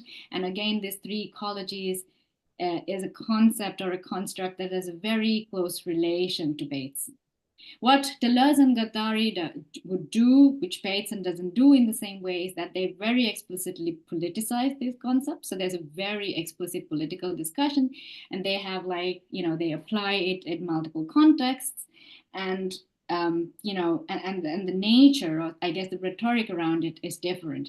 And their concepts modulate in time. They kind of get even a soft language. Bateson talks about soft things, but still kind of remains in with his cybernetic terms, if you will. So that's a very interesting kind of difference that you see. And if you think about the Batesonian kind of take on aesthetics, and as I said, the search for a different even form for the political, I think has a lot of resonance with Guattarian ethico-aesthetics, chaosmosis. You could almost read the two together. And then, you talked about the very specific question of patterns and cities and time. So that very specific slide that I showed you about restructuring the ecology of a city is that particular conference is where he comes closest to talking about city planning. And he says he's introducing this information perspective. And he reviews two works on pattern done at that time. And one book is Christopher Alexander's not later work, not pattern language, but the other one, the moment I've forgotten the name, the first one, Notes on the Synthesis of Form, where Alexander is already using kind of set theory to understand how, a kind of one of those, what he calls those traditional societies would evolve. And there Bateson makes a very interesting comment, and you can see this on the paper, that Alexander almost at that point in time take the pattern as a kind of given, a block. And he says, we have to be careful that this village doesn't go into, is not a chaotic one or a crazy one, because then it might just replicate. And so there is a thing for Bateson that patterns themselves are about at the edge of change. So it's about growing pattern rather than taking a pattern as a block. And so that's why collaborators like Warren Brody become very important, because they are talking about growth at the edge as patterns and emergence. But I have to admit, I have never seen a direct kind of, or there might be, I don't know, I cannot really make that claim. I haven't really come across very explicit long discussions about emergence. And I think you are correct. Nora Bateson does wonderful work where I think she has taken some of those ideas of, how do we think about responding to emergence? And I think that's mostly like her, work. But whereas patterns are concerned, so with Brody, for an example, Bateson starts to understand how we could respond to emerging patterns. And again, the playful become very important. So Brody ran a lab called Ecology Tool Toy, which is all about how do you understand, in interaction through play. And that becomes a way, at least for them, to a certain extent, to understand emergent patterns. Now, I'm not saying, again, politically, these were they had their issues, and they had, I think, contexts where they were successful and contexts where they were not successful. Even that lab ran out of funding. They couldn't do, a certain kind of research. There were only like a few prototypes produced. But I think so, and you mentioned the city as a pattern in time, and temporality was for Bateson and Brodie together a very big topic.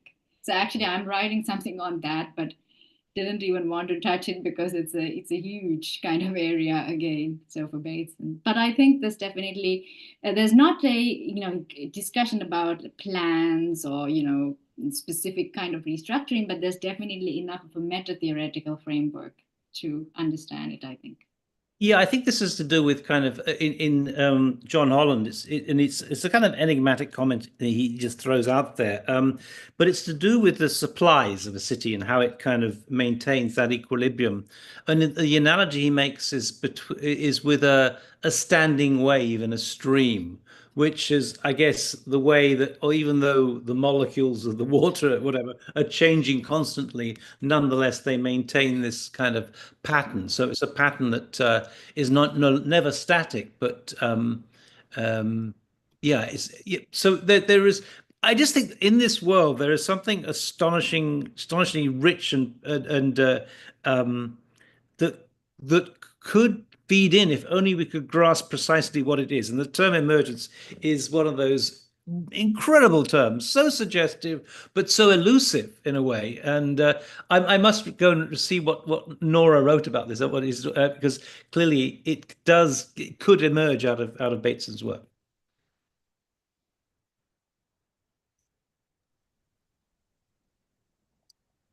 Dulmini, if there's still time, then Martin, I think, has a follow-up.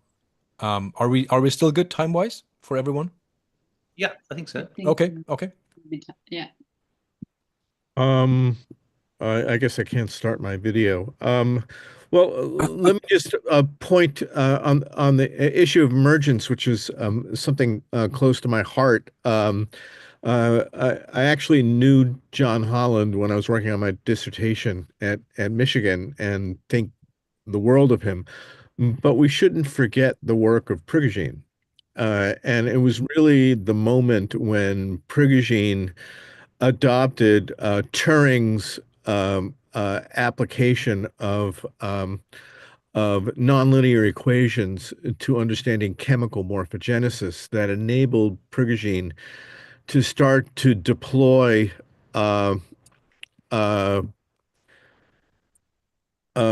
phase space in order to model self-organizing systems, which then led to the empirical discovery of such self-organizing processes as the Belousov-Zhabotinsky reaction in the later 50s. The collaboration came after Turing's 1952 article on chemical morphogenesis and the way that he was able to use nonlinear equations. Speaking of swarms, and one must recognize Prigogine's place in this narrative, because as his work became known, there were centers established all over the world looking at applications of what he was doing to a variety of fields. And I'm going to paste in a book that Prigogine and Nicholas did, and point to other research that was done on his work on self-organizing systems far from equilibrium to the evolution of cities. And so I just typed that in. A Springer book, and I would strongly encourage you folks to start, if you're interested in the issue of emergence and architecture emergence in cities, that this would be a really good place to start. And notice that this was probably written in the 70s, I think, or early 80s. I don't really remember. So anyway, I just wanted to add that. I mean, there's a lot more because I'm really interested in the cultural history of emergence. But let me stop there. Martin, where did you type it? Sorry, I didn't see it in the chat. Because I think, Martin, you have sent it to me as a direct message. It has to go into the... Oh, okay.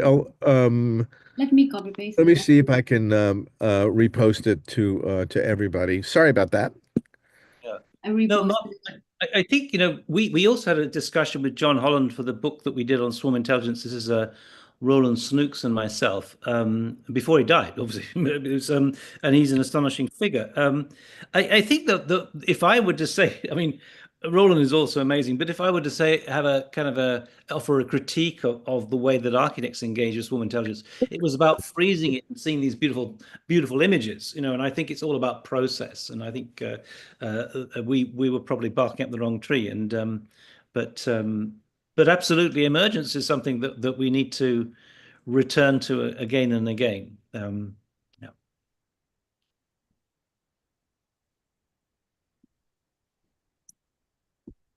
Gustavo writes, process is key.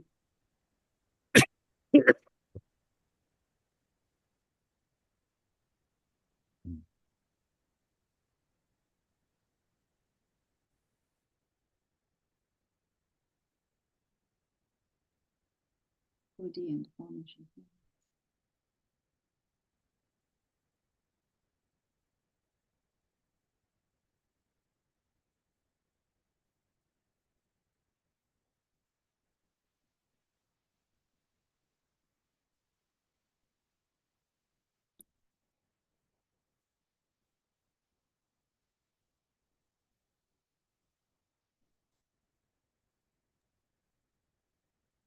I wonder, Martin, from what you know of Bateson, how would you read into that aspect of, emergence, or have you kind of paid attention to that in terms of...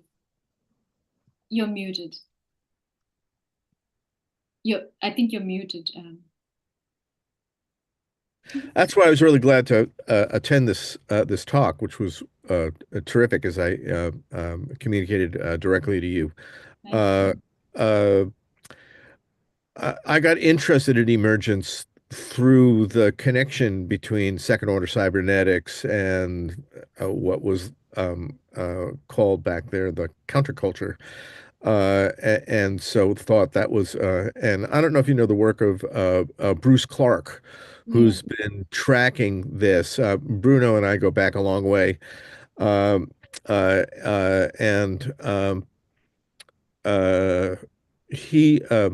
He's done a series of cultural histories here, which are extremely important, and and now is going back to like the Whole Earth catalog and stuff after being much more directly and minutely engaged with their theorizing and their scientific practices.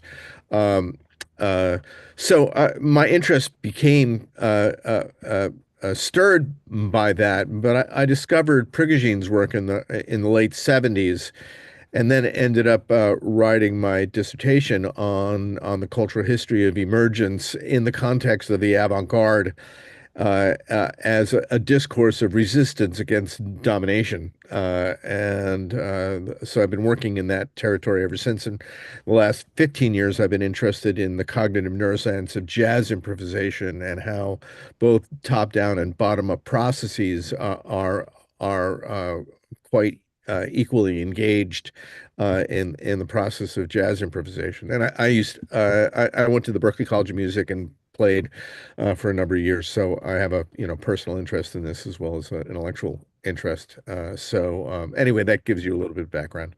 Thank you so much. I think I will look into that. And now that you mentioned actually Bruno's work, this is very, I think, the also the kind of the network that he draws, but also I think this takes us back to the broader, what he calls organic cybernetics right now, like a very particular trajectory of looking at the question of emergence. And I think Bruno has actually done a lot of work in bringing those threads together, as you mentioned, like, I mean, Prigozhin and them, they're all there. It's very hard to, but what I wanted to mention was then there is, of course, second order cybernetics, which again, I didn't mention so directly, but also because in a way, Bateson doesn't call himself a second order cybernetician or a first order, he doesn't necessarily use it. He has cybernetics in his work. But where he belongs, I think, is in the kind of second order moment. And one aspect of that is looking at self-organization and self-organizing systems. Of course, then autopoietic systems are part of it. But I think in that question is when cybernetics becomes explicitly interested in emergence. So the question of what is life, right? Not what is mechanical kind of system, what is life. And there are certain things that Bateson would say that only particular kinds of logic belong to the kind of computer, isn't it? So that there are other things. And so I think that is very probably important. And I would love to read this dissertation, because I think this will really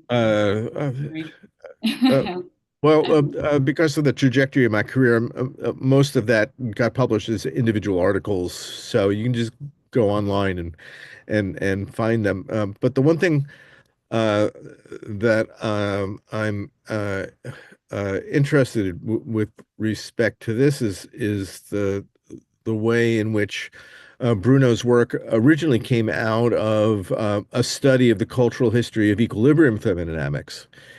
And he actually, he and Linda Henderson, the art historian, put together a volume through Stanford called From Energy to Information, which is a collection of essays based on an Austin conference in the late 90s, I think. And where they covered this topic, and they actually had Prigogine come, and I got to interview. I was at Texas A&M for a year on a visiting appointment, and I got to interview Prigogine for my own work several times, and so he was also gave a keynote at that conference. So that book is I can't remember the date of it, but it's called From Energy to Information, and it came out of Stanford. So that might be worth a look to some folks. Thank you. Martin, we must get you in to talk about your work at some point next year, because I think it's you're actually making huge connections between many of the debates that we've had in this program. Can I just throw out a question to both you and Dulmini? Is there any text on the city as a cybernetic system that you know of? Not cybernetic per se, but the link that I just gave you was basically applying the principles of self-organizing systems far from equilibrium and the deploying of phase space to look at the evolution of cities through time. So that has implications for cybernetics, because of all that work informed cybernetic theory, because Prigogine's work began during World War II, and he's a really interesting character. I mean, he was actually arrested by the Gestapo along with his work for doing underground resistance work, and it was really, I mean, he was already so prominent as a graduate student that Queen Beatrice actually prevailed upon the Gestapo to have him released during the war. So he was able to complete and publish the 2 volumes of his dissertation work in 44 and 46. So anyway, that's neither here nor there. It was a kind of conclusion I came to in a chapter of my book on AI, what was then the last chapter on the city brain, or brain city. The city as a form of brain, or drawing comparisons between both of those systems. And I don't know, I didn't come across it myself, but I'd be intrigued to know if there was you'd have come across anyone working on the brain as a cybernetic system. I think there's potential, certainly, to go down that. Absolutely. Yeah. But one has to also keep in mind, like contemporary work, they wouldn't use the word cybernetic, isn't it? I mean, like, because it's not dissolved, but it's kind of, there's so much of variety now, like versions and terms, as you said, when you use emergence, or if you use some kind of other self-organizing theory, whether they will still refer to it as cybernetic. And of course, there's the kind of more systems, theoretical variations of the cybernetic theories. So I guess, for an example, even if you look at the history, like, Mark Wickley's famous essay, Network Fever, right? That has, I think it's about Doxiadis. So, and this kind of work, I think there's also cybernetics in it, but it's just the variation of it. And then there's, of course, the more explicit 60s, 70s discussion on cybernetics. I think it's really an interesting thing to keep an eye. And of course, then there would be discussions about patterns and using patterns in understanding and kind of working with cities. Just to add one more comment, if you look on page 7 in The Embodied Mind of Varela, Thompson, and Roche, you'll find a schematic diagram of, and if you think about the disciplinary focuses of just the folks in this chat and the range of resources. I mean, I come out of a PhD in English, but if you look at this diagram, and then you move it orthogonally, and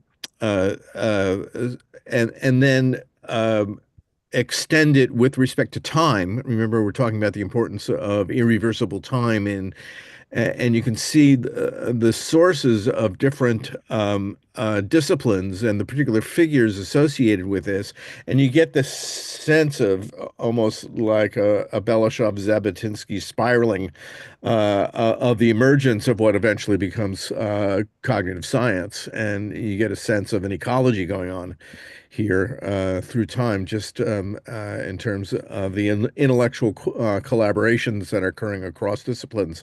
And so if Bateson doesn't call himself a second-order cyberneticist, he certainly calls himself an anthropologist who contributes to this swirl. I mean, I think that's the point. Yeah. Yeah. Exactly.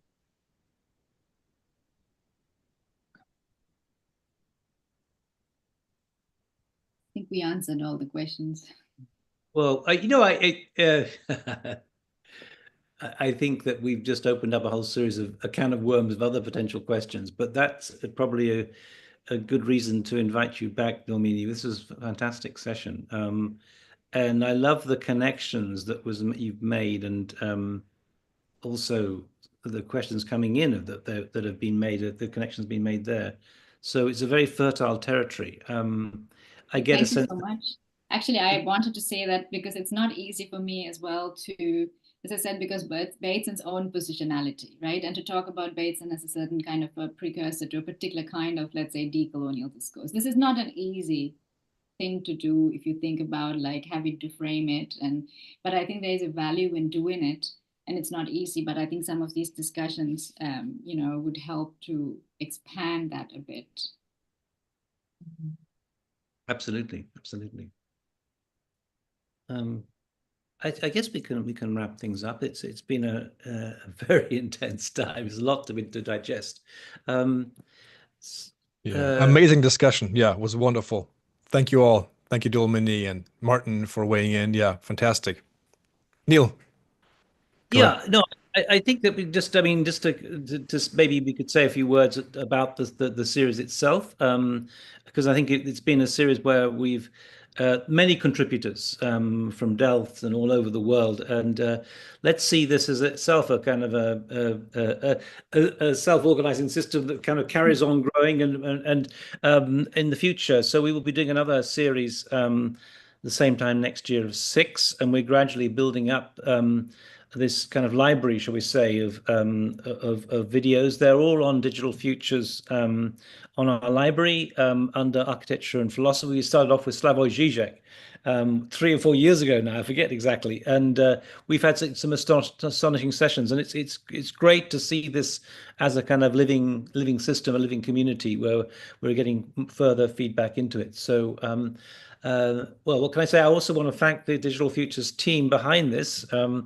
Those who have been working on the posters and things, who, we don't see them, but their work is an incredible contribution, and all the speakers in the series, really, because I think it's what I think is so amazing about the Digital Futures Initiative is the way that we manage to tap into everyone's passion, to share their passion about these ideas around the world. And I'd like to thank also those who have been logging on from, no, Shriyank's he's in India, and Vasco's in Bangladesh, and others as well. It's great to see this thing happening and building it up. So Thank you. And thank you also, Michael, for chairing this and also another session.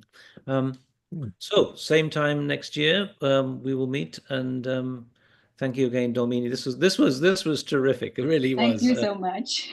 Fabulous, fabulous. I don't know whether your students at Limerick appreciate what a wealth of information you've got there, but they're very fortunate to have you. So thank you. Thank you. All right, so see you Take again. care, everybody. Thanks, Bye. everyone. And see you all soon. Thanks so much. Thanks, Neil.